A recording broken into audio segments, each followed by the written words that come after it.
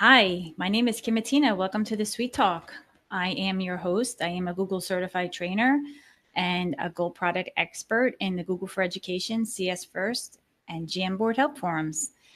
Today, I am going solo. I want to talk to you about tidying up your Google Classroom for the end of the year before you break for school.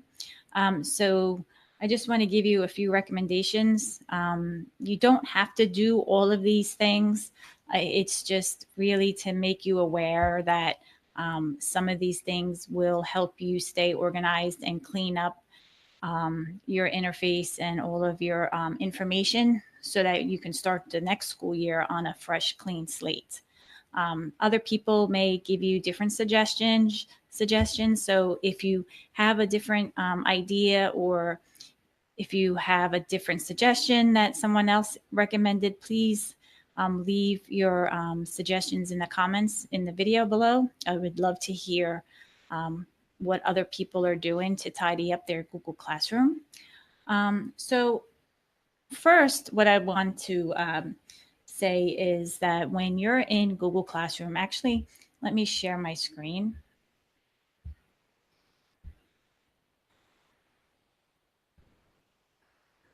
Okay.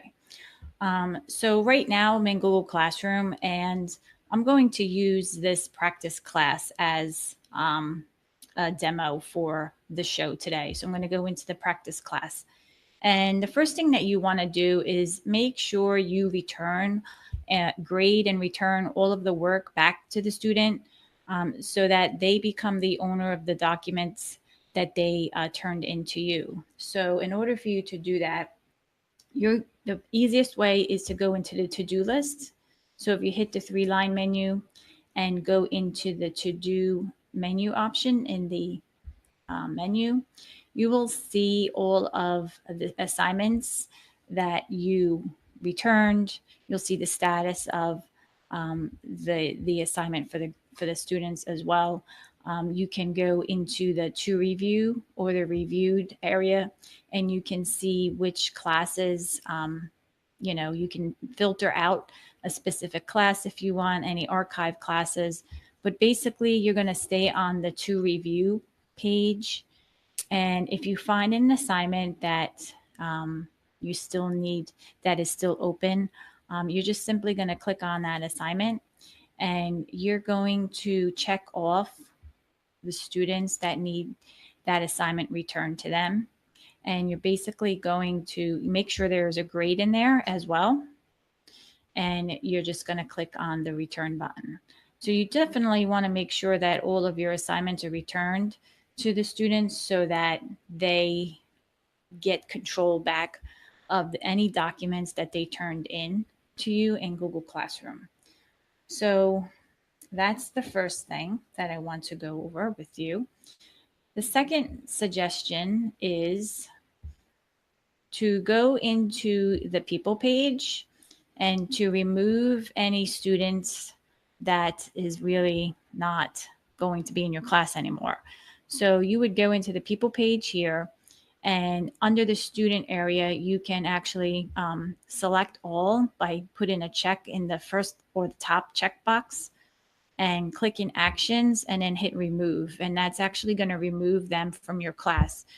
You definitely want to do this so that they don't have access to your class anymore, and that they can't, depending on the permissions that you gave them, they can't comment or post as well. So you definitely want to remove any students from your class. The next thing that I recommend doing is archiving your class. So in order to archive, you're going to go back to the class card page. And the class card page is really the first main screen that shows all of the classes that you either teach or enrolled in. And you're going to click on that three-dot menu, and you're going to click Archive. And when you click Archive, it's going to take that class and make it really inactive. And so that anybody that has access to it really can't, they can't comment in there, they can't post anything in there. It's just really there for your reference in case you want to reuse any posts. You can do that from an archive class. So you definitely want to make sure you archive any classes that you're not using. And I'm going to show you what happens when you archive. I don't want to archive this class. Well, actually, I'll archive it. So I click the three-dot menu. I click archive. And now my class is archived. That's how quick it takes. And if I want to view that archive class, I click on the three-line menu up at the top left. And down here on the right side, or excuse me, on the left side at the bottom, it says archive classes. I can click on that archive classes option. And these are all the classes that I have archived. I didn't delete them. I just archived them. And like I said, when I archive a class, I can still reuse posts from this class into an active class. If I want to delete the class, I have to click on the three-dot menu and I can delete the class here. And that's totally going to remove the class from your dashboard. This option is not recoverable, so make sure you're definitely aware of this and that you want to make sure that you don't need any material in there, because once you delete it, it's not recoverable. I can restore this class. So if I wanted to take this class out of archive, I can restore it. And once I restore it, it's going to go back into the dashboard where the class cards are. So if I click on the three-line menu and go to classes, there is my practice class displayed in my dashboard. So you can archive a class and you can keep it archived because it will still be there. You can reuse posts, but if you permanently want to delete the class, you have that option. If you want to restore the class after you archive it, you have that option too. Just make sure you're aware that if you delete the class, it's not recoverable. So that's that tip. The next tip that I want to show you is the Google Drive folder. So I'm going to open up my Google Drive, and you can see whenever you join a class or you create a class, there's a classroom folder that gets created automatically by the application. So I'm going to click on that folder. And in the subfolders, there's going to be different classes that you created or classes that you joined. These folders do not get removed when you archive or delete a class. You have to manually go into Drive and you have to delete these folders if you want to. So you can see here, if I go back into my archive section, I'm going to go back into my archive classes, and you can see here I have a math class that's archived. Okay, if I go into Google Drive, you can see that there's still a Drive folder for that class. It's called Math Period 3. It didn't do anything with the folder. So if I delete that class out of my Google Classroom, I'm going to delete that class. So I'm going back into Google Classroom, going into the archive classes. I hit the three dots for my Math Period 3, and I'm going to delete that class. So now that class is going to totally be removed from my dashboard in Google Classroom. Now when I go back into Drive, let me refresh. Math Period 3, the Drive folder still is there. So you have to be aware that you have to manually go into your Drive and remove any folders that are linked to your deleted Google Classrooms or even your archived classes. So since I deleted this class, I'm going to highlight the Drive folder and I'm going to remove it. Now, if you wanted to, what you can do in Drive is you can create a school year 18-19 archive class folder. So I'm going to do that.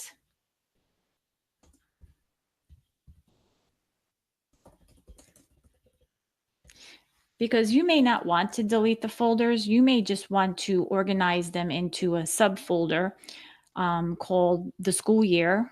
and then archive classes. So if I wanted to, what I can do is I can simply just click on the folder that pertains to that class that's archived, and I can drag it into my school year 1819 archive classes folder. And that way, that's another way of keeping your drive organized, because if you're teaching multiple classes, and if you're enrolled in multiple classes, and if you're not archiving any old classes, your drive folders in the classroom folder is going to be huge, and it's going to be unmanageable, and you're not going to know which class folder pertains to which active classrooms in your dashboard. So you can create an archive folder for that school year and throw all of your archived folders for that class into your archived class folder. Whew, this is like confusing. I hope you're not confused. If you don't need those folders, then you can simply just delete them. So it's up to you. It's a preference, how important those drive folders are for those classes. If you don't think you need them, you can certainly delete them. If you want to hold on to them, create a subfolder in the classroom folder in Drive, call it archived school year 1819, and throw that and copy that folder or move that folder into that archived folder. So you can definitely do that. Another thing that I want to show you is back in Google Classroom. Now I'm back in Google Classroom, and I'm going to go into my practice, excuse me, practice class. I'm going to click on the classwork page. And the next thing is that I wanted to show you is your Google Calendar. So every time you create a class, a Google Calendar gets created for that class. And again, if you don't manage your calendars, you're going to have a whole list of calendars here for all of your classes that you belong to. So you can actually go into Google Calendar, and you can, hover over the calendar that you want to work with, click the three-dot menu, and you have an option here. You can hide it from the list. So if you hide it from the list, you can get it back if you go into the settings, which is the gear up at the top right. And you can see right here on the left side, I have settings for my calendars. You can see that my practice class is hidden. So if I toggle on that practice class, now that practice class will show in my calendar list. So if I go back to my calendar, and there it is. So you can hide it or you can delete it. If I want to delete the calendar, to be careful, because this action is not recoverable again. So you have to make sure you definitely want to delete that calendar. Make sure you don't need it, because you cannot get it back once you delete it. So if I hover over the calendar, I can click the three-dot menu. And again, there's hide from list. But if I want to delete it, I can go to settings and sharing. And up here, make sure I'm on the demo class calendar. I can scroll down, and at the bottom, there's a delete option. And it tells me here the calendar will be permanently erased. Nobody will be able to use it anymore. It's not recoverable. So make sure you definitely want to delete it. Again, I usually hide my calendars. I don't delete them, because you never know. You may need to reference something later on, maybe about an assignment, or how long you gave students time to do that assignment. So me personally, I would just hide it. And another thing that you may want to do, I know a lot of people, they use bookmarks. So they may have bookmarked some classrooms up at the top. So if you did bookmark, let me bookmark this one here. So if you did bookmark your Google Classroom, okay, you're going to have to remove that bookmark, because if you archive the class or delete the class, that bookmark is going to be invalid. So you're going to definitely want to delete that bookmark as well. So up in the in Chrome, my bookmark is on my bookmark bar, and I find my bookmark, and I can right click on it, and I can simply click delete. And that way, that classroom is removed from your bookmark bar or your bookmark folder, whatever you do, however you organize your bookmarks. And that way, no one can access your classroom. So those are the tips that I think would help people clean up their Google Classroom. So those are some tips that I think would be helpful for people to clean up Google Classroom. So again, let me just recap without sharing my screen. You want to make sure that you return all of the work to the students. So make sure that everything has a grade on it, return everything back to the students so that they become the owners of the document. And you can do that in the to-do list to see the status of the assignments. The next thing is you want to unenroll or remove students from your class. So you can do that in the people page and select the students that you want to actually remove from your class. The next thing you can do is archive your old classes. Remember, when you archive your classes, they just are removed from your dashboard, but you can continue to reuse posts from those archived classes.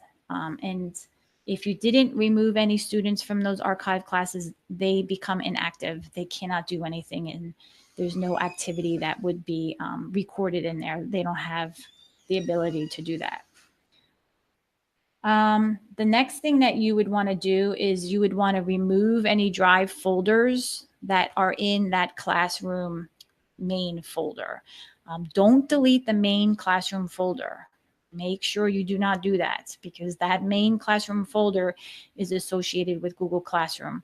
Okay, you want to delete any subfolders that refer to your class in that main classroom folder. So you can actually delete the folders, or you can create a subfolder called Archive Classes 1819, and you can move those folders into that archive folder.